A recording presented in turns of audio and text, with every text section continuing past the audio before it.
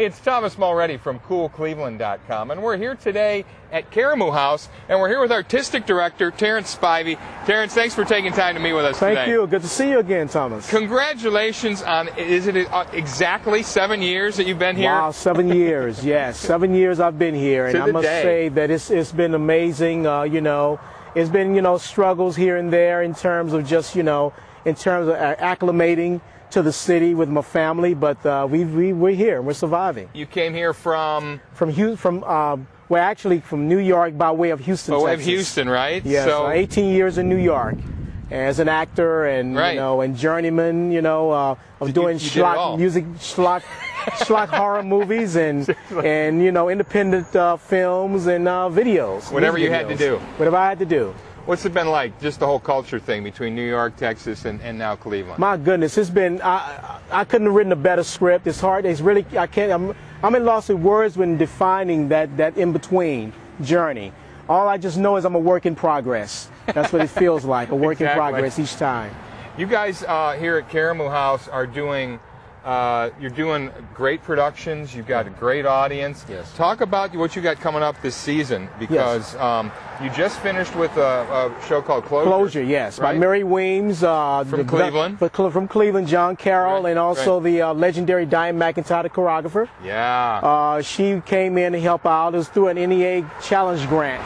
And your next production, too, is a Cleveland artist as well, right? Bridget Wimberly? Bridget Wimberly, a Cleveland artist, but she lives in New York now, very well established. And she helped out, helping 11 local cancer survivors. They put their own stories on page. It's that term you call from page to stage. Exactly. And it actually literally works that way with them. And you're going to see their stories up on stage. And these are Cleveland stories, Cleveland people. Cancer survivers, yes. Right. Yes. And that's, you're building the set right now. We're building the set right now by the wonderful Richard Morris and his assistant, Prophet C. It's going to be a wonderful piece. We got 21 actors in it who's coming in for a cause. And we open October 29th with that. So we're really embracing the community with the artists and with the playwrights and with the cause of the women, what they've gone through. And then you're bringing back Black Nativity again in December, almost the whole month, from the 9th to the 30th. How did it go last year? Because you took it out of the schedule, first time in 30 years almost. Yeah, I felt like I was going to be the messenger bringing the bad news, but I must say there was no stones thrown at me. Nice. We brought in a piece called God's Trombones, an adaptation which I put together on the 7 verses by James Weldon Johnson. That's right. And we put that to musical Sherilyn Thirby, wonderful musical director. And that was very successful, right? Yes. Because you were expecting, we're taking out Black Nativity. Yeah, we're going to get all kind of Langston Hughes. Yes, and this piece didn't come from New York. It wasn't proven. But with Sherilyn Thirby, it did a wonderful team. Talise Campbell, the African dance choreographer, and Miss Desiree Parkman, who now in L.A., we put on a wonderful show with close to 40 actors on stage, singers and dancers. They did a wonderful job. So you're going to bring that back this time in addition to Black Nativity, which is nice, right? Yes, bringing it back for Easter. Right. So that's going to be what? It looks like, what, gospel music, folk sermons? Yes, yes. 7 verses by James Weldon Johnson. And I must say that we had a lot of young people in it this time last Christmas when it took the place of Black Nativity. Nice. And that youthful energy just came out, and it just took on its own that opening night. It took on its own spirit. So we just stepped back and watched. You got a new franchise now. Yes, it looks like it. Yeah, I mean, the Black Nativity and God's Trombones, you can't go wrong. That's Two nice catch cows. That's what you need, right? Yes, that's what you need. And then a production called And Her Hair Went With Her. This is a comedy in January? Yes, And Her Hair Went With Her. Oh, my goodness. That's a 2-character piece for 2 women. Wow. So you're talking about Greater Tuna or Top Dog, Underdog, or whatever. That is a challenge, a wonderful challenge. Yeah. Going to be directed by the wonderful Tony Sias, directing it, and it's basically about setting a beauty parlor. Yeah, they're playing the beauticians and the characters that come in. All of them. So they're playing multiple characters. I love those shows. And then to wrap things up, the show called Ruined won the Pulitzer Prize. Pulitzer Prize, Lynn Nottage. We fought for that piece. Really? Yes. Greg Ash and I, we talked about it, and I said, Greg, we got to get this. Because normally, when you got a hot item like that, normally the bigger flagship theaters get it. And it's hard to get. You have to wait 4 or 5 years. Okay. And that's why most people will say, you see a black play or black music at another theater, they say, why Karamu not doing that? Well, it's because, you know, there's a little political theater politics involved, which is not bad, you know, in a way, because I know how it works. But I must thank Michael Bloom from the Cleveland Playhouse and Jack Ruhr from Mixed Blood Theater, Minneapolis. They were the ones that helped me get the rights to Ruined. It's gotten all kind of awards, and I'm looking forward to it. And oh my goodness, so I'm going to say it right now, Shafia Randall Dooley, our Arts and Education Director here, doing a wonderful job with Kaboom, along with Greg Ash. She's playing the lead.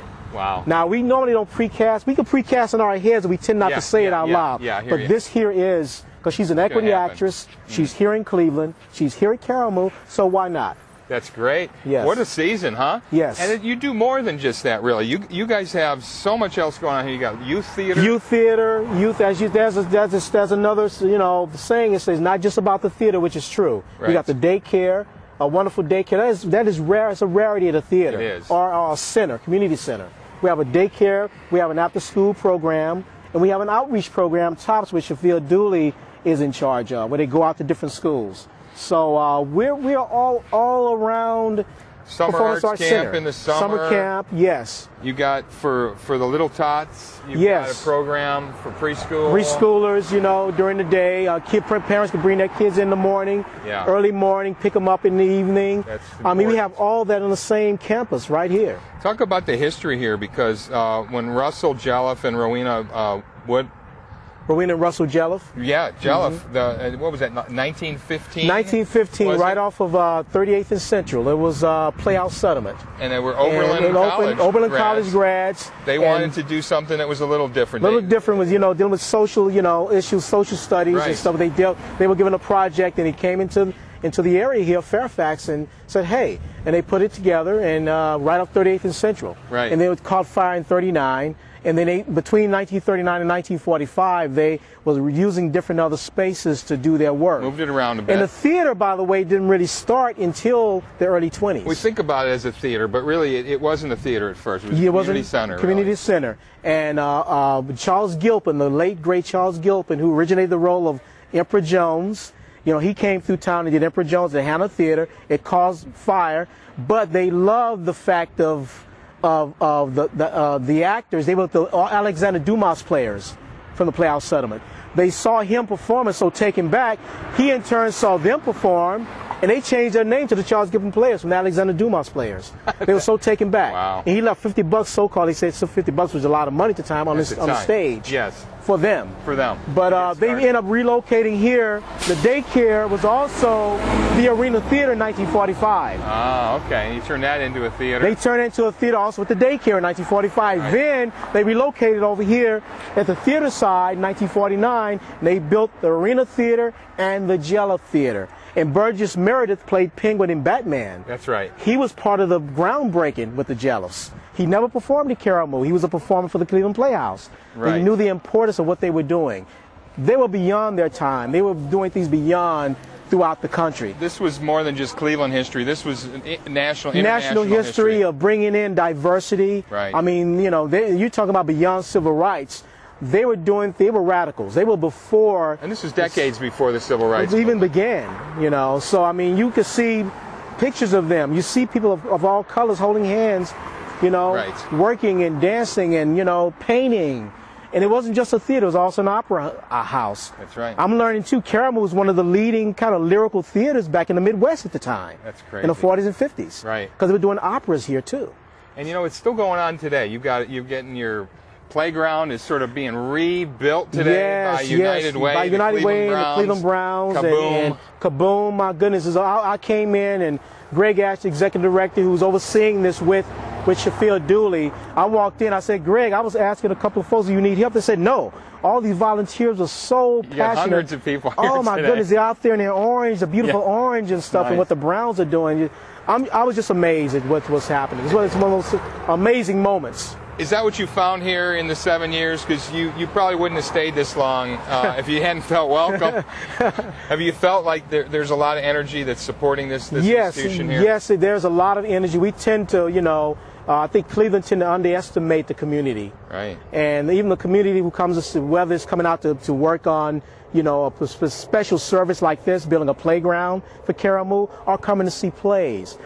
You realize that these people are passionate. You just have to let them know. You build it. That's an old saying, fulfill the dreams. You build it, and they will come. And I solely believe in that. And it's just not the that spirit. simple. You got to work it too. You got to work it. You got to work it. You got to have people here every day, like yes. you do. Yes. You've got to have volunteers. Yes. You've got to have people that offer their money, offer whatever talents they have.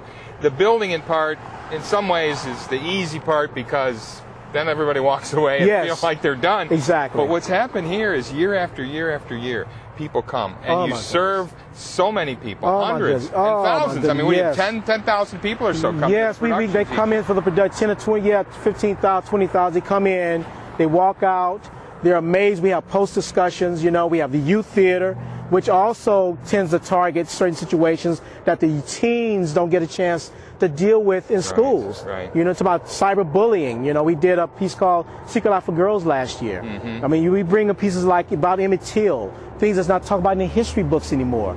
So those kind of things, there is what we also strive to do, because we need to still fill up those seats too, because we still got to bring and keep the people here.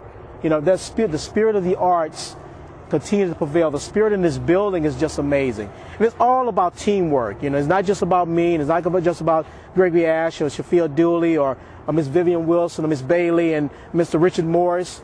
It's the community is the one that keep us going. They're the ones that inspire us to do more, because the spirit in this building, I tell you, it's there.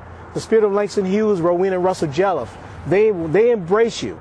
And I must say, that's why I've been here longer too, the embracement of the spirits. I never talked like this before when I was in New York. I got to Cleveland and started talking this way. My wife looked at me like, uh-oh, what's going on with you? Where'd this come from? Some exorcism going on with Karamu? No.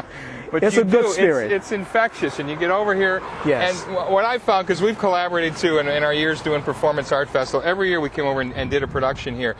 And we found that it really wasn't even about the art in the end, okay? Right, it's about the people. It's about the community. Yes. And it's about using the art as a tool for community development, for economic development, whatever you want to call it. Yes. But the art was a thing that just drew people in, just attracted folks. Yes. And the art was good. It was high quality. We got the best things going. But in the end, when you stepped away, you thought that was a much richer experience than I normally get at a theater production or anything. Exactly. It does that to you. I mean, you walk out, the bottom line is it causes discussion. It's about educating, it's about entertaining, it's about informing. That's what the arts is about. And and it's about cultivating the human spirit. That's right. That's what it is about. You got your hands full here, Terrence. Thank you so much for taking time to talk with us. Thank you. It's been great. You're doing well. Thank you. Congratulations on 7 wonderful years here. Thank you very much. And we'll talk to you again soon. Thank you.